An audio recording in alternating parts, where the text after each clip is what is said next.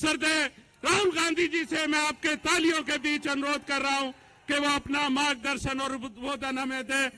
Rahul Gandhi, Rahul Gandhi, India गठबंधन, Congress party, Congress party, Shri Rahul Gandhi, Shri Rahul Gandhi.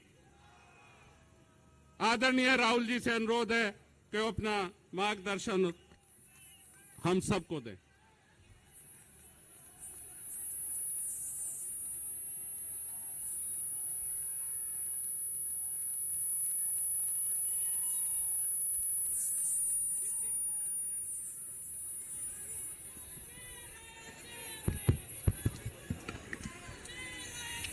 केसी वेणुगोपाल जी, दीपक बाबरिया जी, सचिन पायलट जी, देवेंद्र यादव जी, सुभाष चोपड़ा जी, अनिल चौधरी जी, राजेंद्र पाल गौतम जी, वरुण चौधरी जी, हमारे candidate Kanhaiya Kumar ji, stage पे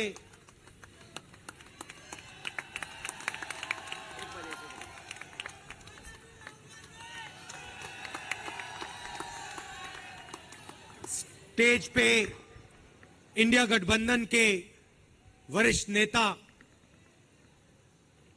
गठबंधन के प्यारे कार्यकर्ता, बब्बर शेर, भाइयों और बहनों, प्रेस के हमारे मित्रों, आप सबका यहां बहुत बहुत स्वागत, नमस्कार। कैसे हैं आप? इतनी गर्मी में आए, इतनी गर्मी में आए, दिल से धन्यवाद करता हूं आपका।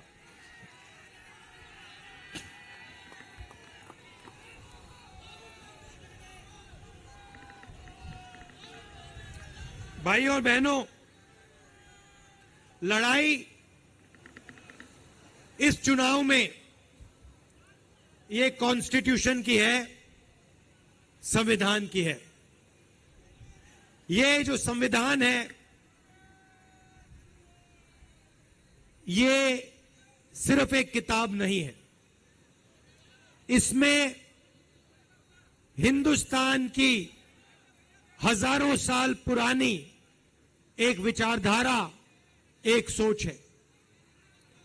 अंबेडकर जी ने इस कॉन्स्टिट्यूशन को बनाया, गांधी जी ने बनाया, जवाहरलाल नेहरू जी और हिंदुस्तान के करोड़ों लोगों ने मिलकर इस कॉन्स्टिट्यूशन को, संविधान को बनाया, मगर इसमें सोच पुरानी है।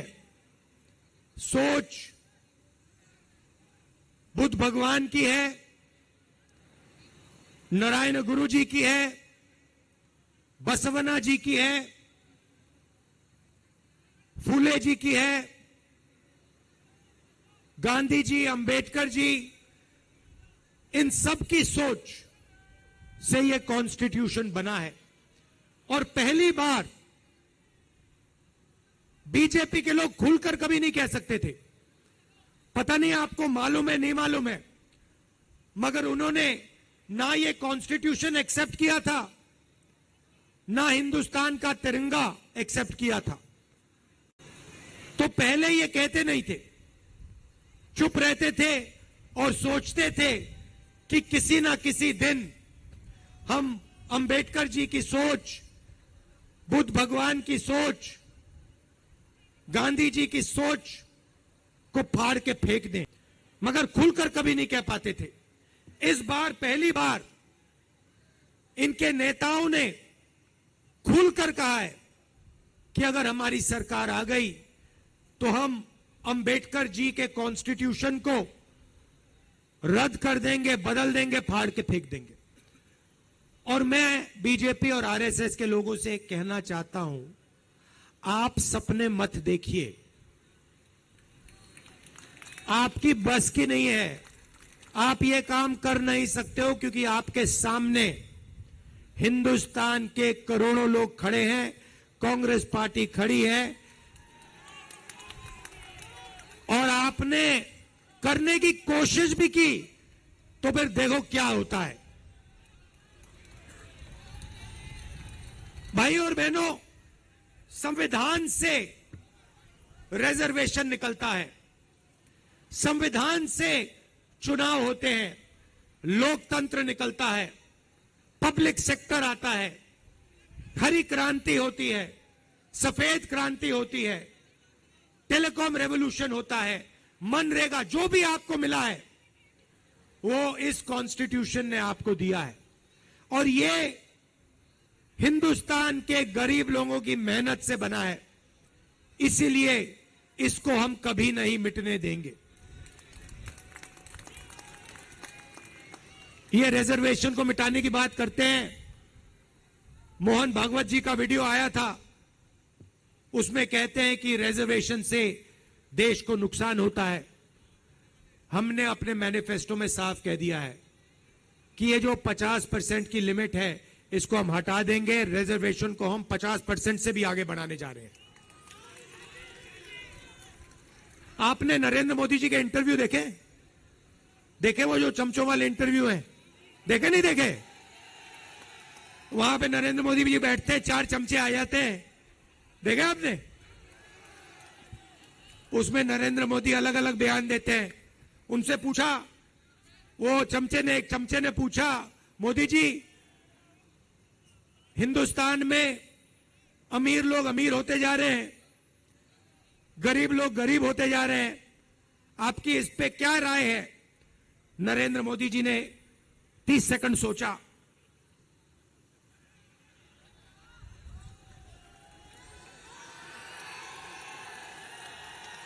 फिर कहते हैं, क्या मैं सबको गरीब कर दूं?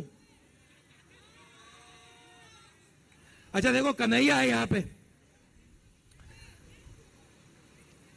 अब कभी कभी मेरे से मिलने आता है,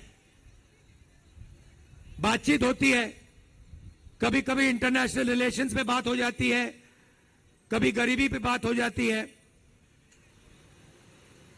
कन्हैया में अलग अलग लेवल की समझ है,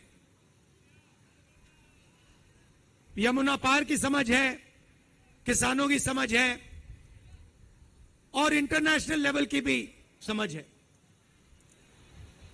मगर अगर एक दिन कन्हैया मुझसे मिलने आए और मुझे कॉन्फिडेंस में लेके, सुनो, और मुझे कॉन्फिडेंस में लेके बंद कमरे में कह दे कि राहुल जी,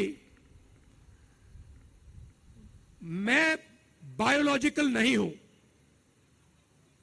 मुझे परमात्मा ने भेजा है, तो मैं कन्हैया से कहूंगा, हाथ जोड़ के कहूंगा, कन्हैया ये बात तू बाहर मत कह दियो, गलती से भी ये बात बाहर मत कह दियो। मगर देश के प्रधानमंत्री चमचों के सामने इंटरव्यू में खुल के कहते हैं, मैं बायोलॉजिकल नहीं हूं, मैं बायोलॉजिकल नहीं हूं। जैसे आप सब हिंदुस्तान की जनता, सारे जीव जो बायोलॉजिकल हैं, उनको नरेंद्र मोदी जी कहते हैं कि भैया आप सब बायोलॉजिकल हो, मैं बायोलॉजिकल नहीं हूं, मुझे परमात्मा ने ऊपर से भेजा है, मिशन के लिए भेजा है। अब अगर भैया सड़क पे आपको ये कोई कह दे तो आप उसे क्या कहोगे? क्या कहोगे? उसे कहोगे भैया माफ करो, काम अपना करो, हमें अपना काम करने दो। और उनके चमचे क्या कहते हैं? वाह वाह वाह वाह वाह, क्या बात बोली, परमात्मा ने भेजा है, प्रधानमंत्री को परमात्मा ने भेजा। भैया कैसा भेजा है? कोविड के समय कहता है थाली बजा दो, परमात्मा ने भेजा, और कोविड के समय कहते हैं लाशों की ढेर पड़ी हैं गंगा में, यहां पे यमुना पार हजारों लोग अस्पताल अस्पतालों के सामने, अंदर नहीं, सामने लेटकर आखिरी सांस तोड़ रहे हैं। और प्रधानमंत्री आते हैं, कहते हैं भाई और बहनों, नहीं प्रधानमंत्री नहीं, जिनको परमात्मा ने भेजा है वो आके कहते हैं भाई और बहनों मोबाइल फोन की लाइट जला दो। फिर युवा कहते हैं भैया हमें रोजगार दीजिए। जिसको परमात्मा ने भेजा है वो कहते हैं भैया एक काम करो, ये जो नालियां होती है ना, इसमें गैस होती है, एक पाइप लो, उसको नाली में डालो, पाइप में से गैस निकलेगी, गैस में आग लगाओ और पकौड़े बनाओ। भैया परमात्मा जी आपने कैसा आदमी भेज दिया। अच्छा, ये जो आए हैं ऊपर से, जो परमात्मा ने भेजा है, अजीब सी बात यह है कि ये सिर्फ 22 लोगों के लिए काम करते हैं। अदानी जी के लिए, अंबानी जी के लिए, वो जो भी चाहते हैं 2 मिनट में मोदी जी कर देते हैं।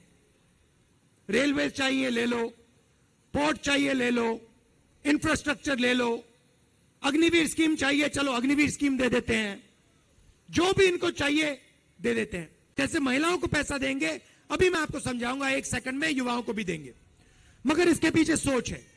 जैसे ही हम आपके जेब में पैसा डालेंगे, आप उस पैसे को खर्च करोगे। करोड़ों लोग shirt, pant, motorcycle, scooter, mobile phone, ये चीजें खरीदेंगे।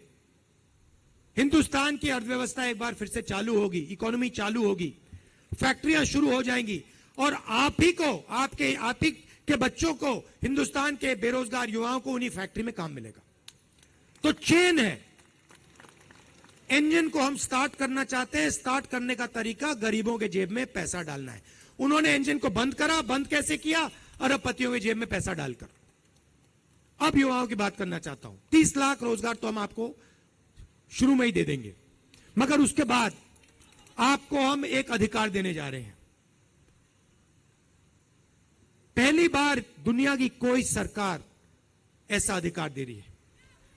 सोच है पहली नौकरी पक्की, 1 साल की नौकरी की गारंटी पब्लिक सेक्टर में, BHEL, HAL, इन कंपनियों में, प्राइवेट सेक्टर में, सरकारी अस्पतालों में, सरकारी कॉलेजेस, यूनिवर्सिटीज में, सरकारी ऑफिसेज में।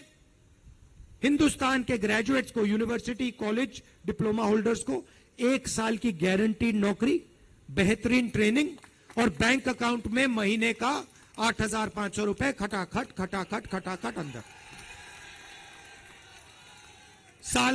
एक साल का 1 लाख रुपया आपके जेब में। उसके साथ आप जो करना चाहते हो करो, मगर हम चाहते हैं कि आप उसको खर्च करो, क्योंकि जब आप खर्च करोगे तो ही हिंदुस्तान की अर्थव्यवस्था चालू होगी, फैक्ट्रियां शुरू होंगी, बेरोजगारी खत्म होगी। तो हम इंजन स्टार्ट करना चाहते हैं। जैसे आप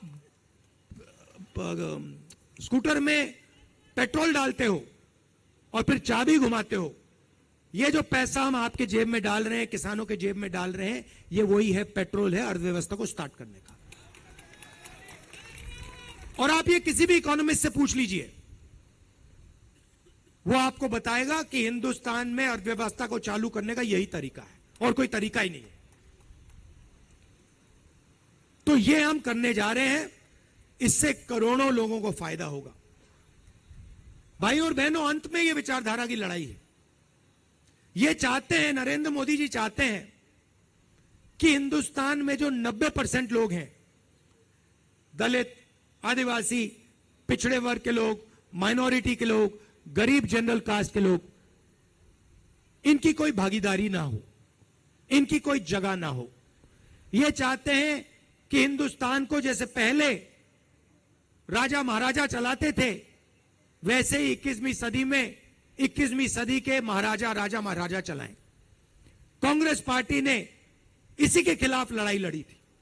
हम चाहते हैं कि हिंदुस्तान को, हिंदुस्तान का आम आदमी, हिंदुस्तान का किसान, हिंदुस्तान का युवा, हिंदुस्तान के छोटे दुकानदार, हिंदुस्तान के मजदूर, हिंदुस्तान के गरीब, पिछड़े, दलित, आदिवासी, गरीब जनरल कास्ट के लोग, ये सब मिलकर इस देश को चलाएं। इसीलिए ये इस पे आक्रमण कर रहे हैं, क्योंकि ये जानते हैं कि जब तक ये है तब तक हिंदुस्तान के गरीब लोगों की आवाज है, और जिस दिन ये मिट गया उस दिन हिंदुस्तान के गरीब लोगों की आवाज बंद हो जाएगी, मिट जाएगी, घुट जाएगी। तो लड़ाई इसकी है, अंबेडकर जी की लड़ाई है। मैं जानता हूं कि आप सब एक साथ मिलकर पूरा दम लगाकर यहां कन्हैया जी को, दिल्ली में हमारे कैंडिडेट्स को, आम आदमी पार्टी को के कैंडिडेट्स को जिताओगे। आम आदमी पार्टी के कार्यकर्ताओं से कहना चाहता हूं, आपको 4 सीटों में आम आदमी का समर्थन करना है, 3 सीटों में कांग्रेस पार्टी का समर्थन करना है। कांग्रेस पार्टी के कार्यकर्ताओं से कहता हूं, आपको 3 सीटों में कांग्रेस पार्टी का समर्थन करना है और 4 सीटों में आम आदमी पार्टी का समर्थन करना है। और एक साथ मिलकर आप सब काम कीजिए, मिलकर काम कीजिए, और साथ के साथ सीटों में बीजेपी को दिल्ली में हराना है। दिल से आपका धन्यवाद करता हूं, आप दूर दूर से आए और इतनी गर्मी में आप आए। धन्यवाद। जय हिंद, नमस्कार। आदरणीय